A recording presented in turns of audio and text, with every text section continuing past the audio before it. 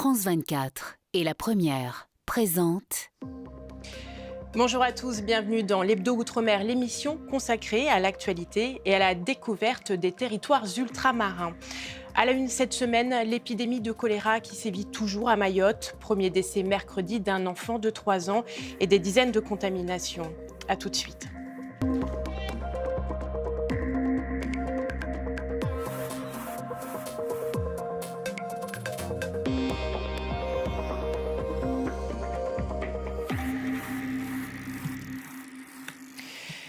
Suite au décès d'un enfant de 3 ans et de plus de 60 cas de choléra confirmés, les Mahorais s'inquiètent de la propagation de la maladie. Arrivé jeudi, le ministre de la Santé, Frédéric Valletoux, a rencontré sur place les soignants mobilisés. Le point sur la situation, Mourad Bouretima et nos équipes de Mayotte La Première. Lors de sa première journée de déplacement à Mayotte, Frédéric Valletoux s'est immédiatement rendu à Koungou, le quartier où un enfant de 3 ans est décédé du choléra. Une situation sanitaire difficile pour le département, mais maîtrisée selon le ministre de la Santé. Le travail qui a été fait pour à la fois détecter les cas de choléra, accompagner ceux qui étaient touchés, prendre en main et vacciner ceux qui étaient proches des personnes touchées, permet effectivement qu'aujourd'hui, on a une poussée du choléra qui est contenue, je le redis. Depuis le mois de mars dernier, plusieurs dizaines de cas de choléra ont été confirmés sur le département. Le ministre de la Santé a également rendu visite aux soignants mobilisés dans cette lutte contre la maladie. Répéter sans arrêt. Dire que dans une maison, il faut qu'il y ait un point d'eau réservé pour le lavage des mains avec un savon. Des choses simples. Mais, faire cuire la nourriture. Faire bouillir l'eau.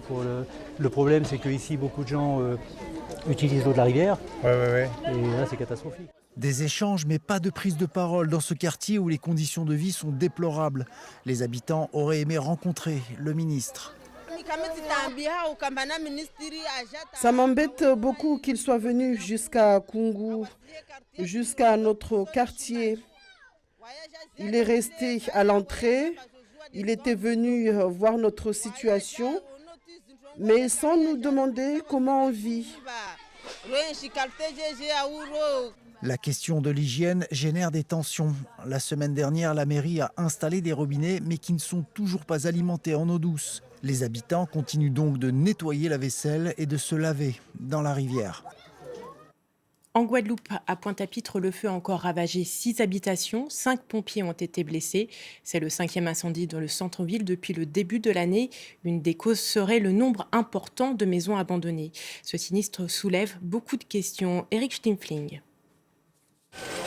En moins de 3 mois, Pointe-à-Pitre a connu 5 incendies qui, à chaque fois, ont détruit une ou plusieurs habitations.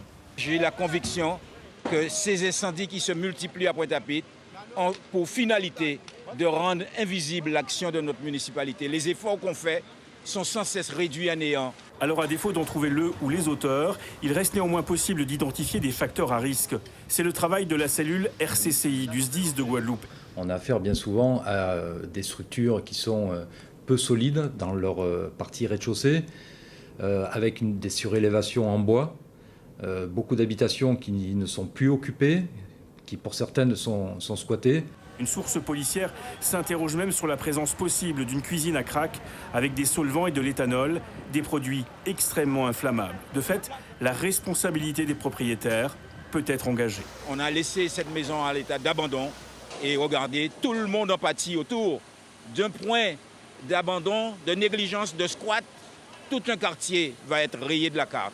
Depuis 2020, la ville a répertorié 147 biens abandonnés, dont 37 ont donné lieu à une mise en demeure. Seuls 4 propriétaires ont demandé à bénéficier d'un délai supplémentaire sous le prétexte de projets imminents ou de difficultés intrafamiliales. Mais de fait, aujourd'hui, c'est tout Pointe-à-Pitre qui constitue une zone à risque d'incendie. Gabriel Attal a présidé les cérémonies du 10 mai, journée nationale des mémoires de la traite, de l'esclavage et de leurs abolitions. Cette année, pour la première fois en province, à La Rochelle, ancien port négrier. Le Premier ministre a rappelé la création prochaine d'un mémorial et annoncé d'autres initiatives.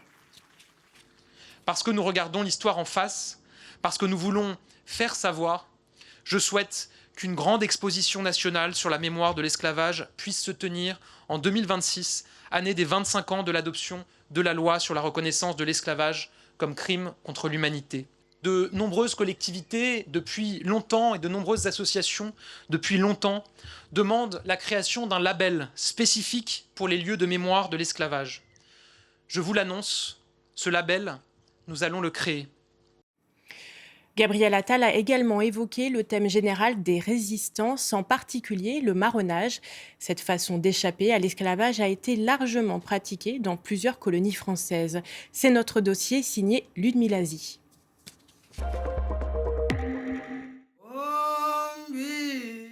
Aux Antilles, en Amérique ou encore dans l'océan Indien, dès le XVIIe siècle, certains esclaves fuyaient les propriétés de leurs maîtres. Hommes, femmes et enfants, on les appelait les marrons. Ils pratiquaient le marronnage. Le mot marronnage, c'est un terme qui appartient au vocabulaire d'une société esclavagiste. Il faut se souvenir que c'est un terme péjoratif, puisqu'en fait, il vient de l'espagnol cimarrón, un terme qu'on utilise pour décrire les animaux d'élevage retournés à l'état sauvage. C'est aussi un terme qui a été réapproprié par justement les esclaves dits marrons, qui en ont éventuellement, par exemple en Jamaïque, qui en ont fait une identité collective de résistance au système esclavagiste, justement. Le marronnage était observé sur des durées plus ou moins longues. On a distingué le marronnage qui pouvait s'exercer pendant quelques heures, le fait d'aller visiter un proche sur une autre plantation, de se soustraire au travail. Dans ce cas-là, on appelle ça le petit marronnage. Et puis, il y a des formes plus organisées, plus durables, qui consistent à essayer de s'organiser en autonomie en dehors de la plantation. Et dans ce cas-là, on parle de grand marronnage. Certains maîtres pouvaient déployer des moyens violents pour récupérer les esclaves qui s'étaient échappés. Le marronnage, c'était l'obsession aussi des maîtres, puisque finalement c'était une forme de rapport de force. Et donc l'obsession des maîtres d'empêcher le marronnage, de le réprimer, de le punir très sévèrement, de manière spectaculaire, pour dissuader d'autres fuites. Ces menaces n'ont pas empêché l'émergence de plusieurs sociétés marrons. Certaines ont perduré dans le temps, comme les Bushinangais. Ces descendants de marrons venus du Suriname vivent encore majoritairement le long du Maroni. Il y a 160 ans arrivait le premier convoi de bagnards en Nouvelle-Calédonie. Un nouveau logiciel baptisé Orgon rassemble les fiches de près de 30 000 détenus et surveillants. Pour leurs descendants, c'est une mine d'informations. C'est la bonne idée d'outre-mer. David Sigal et Nicolas Fasquelle. Annie tape un nom sur cet ordinateur, Jean-Claude Page. En un clic, elle retrouve son aïeul condamné au bagne. On trouve l'origine, là, il est né en Italie, il a été condamné aux travaux forcés, on a son numéro matricule, le lieu de sa condamnation, l'année aussi de la déportation, l'année à laquelle il est arrivé et le navire, le nom du navire. C'est extrêmement émouvant. Karine cherche des informations sur son ancêtre algérien, déporté vers la Nouvelle-Calédonie. Grâce à lui, je suis là, quoi. C'est grâce à ce monsieur qui est arrivé tout seul sur le territoire. Et grâce à lui, là, il y a toute une famille qui s'est créée et on est là. Le musée du bagne de Nouville présente son nouveau logiciel, Orgon. Une base de données regroupant plus de 30 000 noms, des bagnards, des surveillants. Y est aussi répertorié le nom des convois et les concessions obtenues. C'est le résultat de 40 ans de recherche de plusieurs historiens du territoire.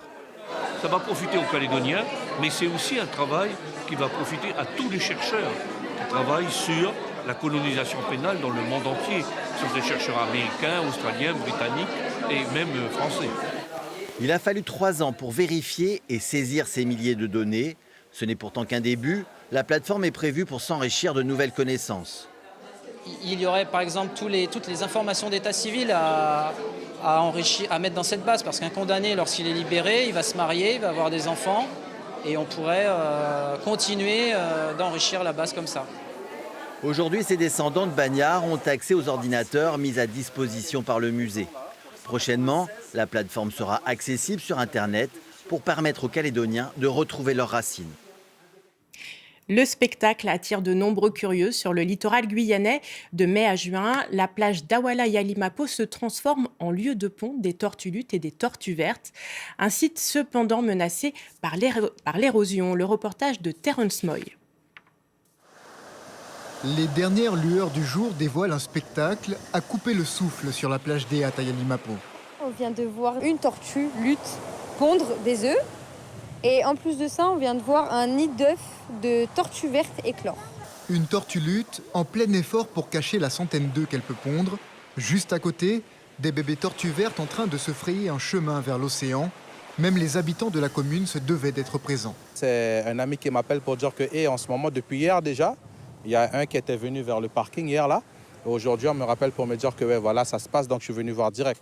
La saison des pontes dure du mois d'avril au mois de juillet pour la tortue lutte. Alors que nous sommes en pleine saison d'éclosion pour la tortue verte, observer ces deux phénomènes en même temps, séparés de moins d'1 mètre, pour la première fois, est inestimable. C'était beau à voir, même si ça prend du temps.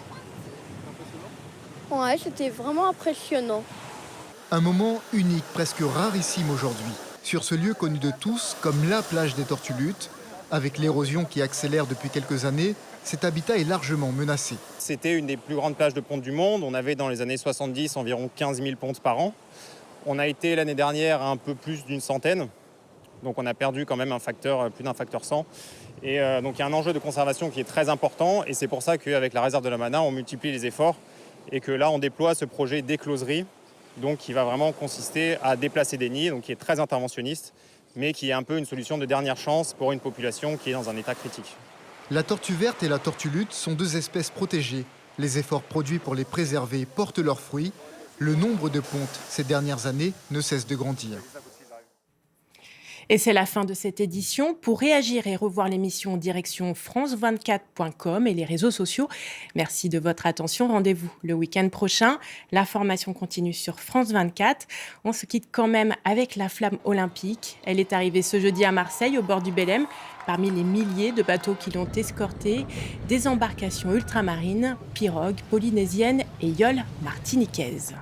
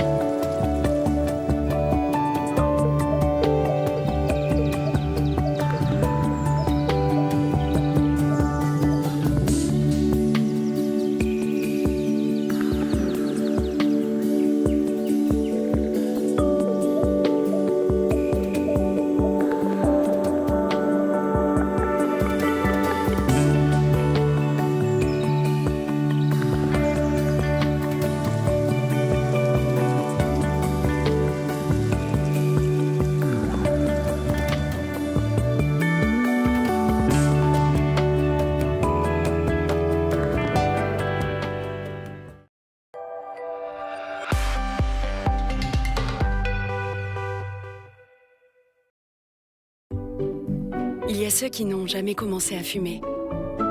Ceux qui ont arrêté, recommencé, arrêté. Ceux qui pensaient ne jamais y arriver.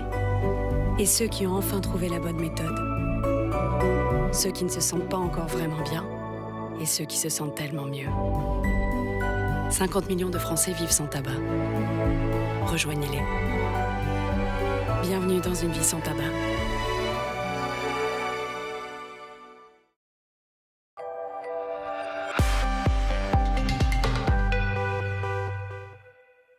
Cette semaine, Reporter Plus vous emmène à la rencontre de celles et ceux qui, partis de Côte d'Ivoire, tentent de franchir le Maghreb pour rejoindre l'Europe, mais se retrouvent contraints à revenir au point de départ. C'est en 2023 que je suis parti. Oui, c'était pour aller en Italie, On est arrivé maintenant en Algérie, vraiment c'était pas facile. Chaque jour, je demandais à Dieu de me renvoyer dans mon pays. Quand je suis arrivée, la famille n'a pas écouté en fait. Personne n'a jamais voulu savoir ce que j'ai vécu réellement. Pour moi, comme pour beaucoup d'autres migrants, ça n'a pas été facile parce que j'ai été rejetée par ma famille. Souvent, on vient, on s'assoit en cause. Bon, comment on va faire pour partir? Si on s'en va, comment on va faire? Ils sont appelés les maudits, ces Ivoiriens qui, malgré les épreuves, continuent à rêver d'une vie meilleure. Suivez leur périple dans Reporter Plus sur France 24 et France24.com.